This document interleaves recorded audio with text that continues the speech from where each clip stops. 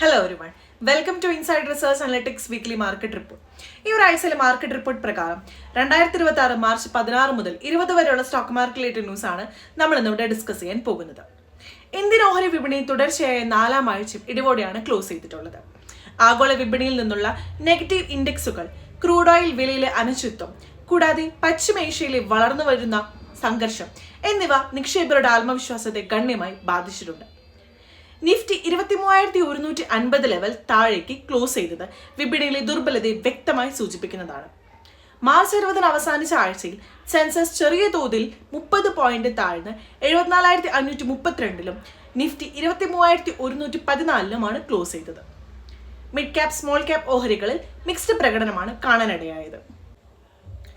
ആഴ്ചയുടെ തുടക്കത്തിൽ വിപണി ശക്തമായ ഉയർച്ചയോടെയാണ് തുടങ്ങിയിട്ടുള്ളത്.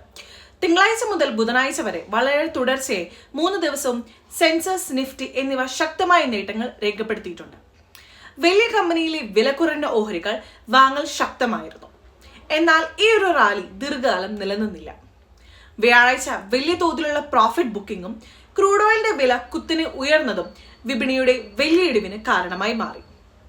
ബ്രെന്റ് ക്രൂഡ് ഓയിലിന്റെ വില ബാരലിന് ഏകദേശം 119 വരെ ഉയർന്നത് ഇൻഫ്ലേഷൻ ആശങ്കകൾ വർദ്ധിപ്പിക്കുന്നതാണ്. വെള്ളിയാഴ്ച ചെറിയ റിക്കവറി ഉണ്ടായെങ്കിലും ആഴ്ച മുഴുവൻ നോക്കുമ്പോൾ വിപണി നെഗറ്റീവ് ട്രെൻഡിൽ തന്നെയാണ് തുടരുന്നത്. ഇന്ത്യയുടെ സാമ്പത്തിക രംഗത്ത് മിക്സ്ഡ് സൂചനകളാണ് ഇപ്പോൾ നമുക്ക് കാണാൻ സാധിക്കുന്നത്.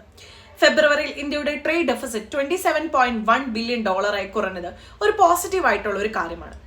ഇറക്കുമതികൾ കുറയുന്നതും കയറ്റുമതികൾ സ്ഥിരത പുലർത്തുന്നതും ചെയ്യുന്നതാണ് ഇതിന് പിന്നിലെ പ്രധാന കാരണമായി മാറിയിട്ടുള്ളത്. എന്നാൽ വർഷാന്തര അടിസ്ഥാനത്തിൽ ട്രേഡ് ഡെഫിസിറ്റ് ഇപ്പോഴും ഉയർന്ന നിലയിൽ തന്നെയാണ് ഉള്ളത്. ഇതോടൊപ്പം തന്നെ ഹോൾസെയിൽ ഇൻഫ്ലേഷൻ 2.13% ആയി ഉയർന്നത് വിപണിക്ക് ആശങ്കയായി മാറിയിട്ടുമുണ്ട്. ഭക്ഷ്യവിലയും ഇന്ധനവിലയും ഉയർന്നത് ഇൻഫ്ലേഷൻ സമ്മർദ്ദം വർദ്ധിപ്പിക്കുന്നു. ഇത് ഭാവിയിൽ പലിശ നിരക്കുകൾ മാറ്റം വരുത്താൻ കേന്ദ്ര ബാങ്കുകളെ പ്രേരിപ്പിക്കാവുന്നതാണ്.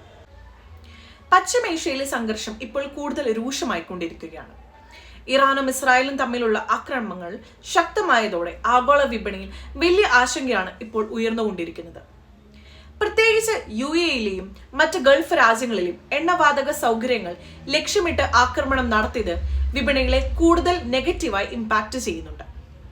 ഹോർമസ് കടലിനടുക്കിൽ സംഘർഷം ശക്തമായതോടെ എണ്ണ വിതരണയിൽ തടസ്സമുണ്ടാകുമെന്നുള്ള ഭയം ഇപ്പോൾ ഉയരുകയാണ്.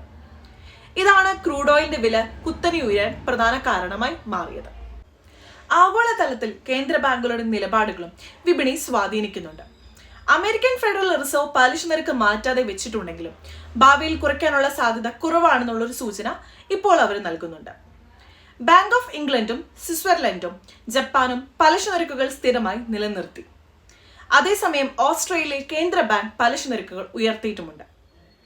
ഇൻഫ്ലേഷൻ നിയന്ത്രണത്തിൽ തുടരാനുള്ള ശ്രമവും ശക്തമാക്കിയിട്ടുണ്ട്. ചൈനയിൽ സാമ്പത്തിക വളർച്ച നിലനിൽക്കുന്നുണ്ടെങ്കിലും ഉപഭോഗം വളരെ സ്ലോ ആയിട്ടാണ് നടക്കുന്നത്. US-ൽ ഹോൾസെയിൽ ഇൻഫ്ലേഷൻ നടക്കുന്നത് വിപണിയെ ആശങ്കപ്പെടുത്തുന്നുമുണ്ട്. ഇതെല്ലാം ചേർന്ന് ആഗോള സാമ്പത്തിക രംഗം ഇപ്പോഴും ഒരു അനിശ്ചിതത്തിലാണെന്നാണ് നമുക്ക് പറയാൻ സാധിക്കുന്നത്. അതിന്റെ പ്രതിഫലനം ഇന്ത്യൻ വിപണിയിലും അടുത്ത ആഴ്ചകളിൽ തുടരുമെന്ന് വ്യക്തമാണ്. എല്ലാവർക്കും നല്ലൊരു ഇൻവെസ്റ്റിംഗ് വീക്ക് നേരുന്നു. Thank you for watching.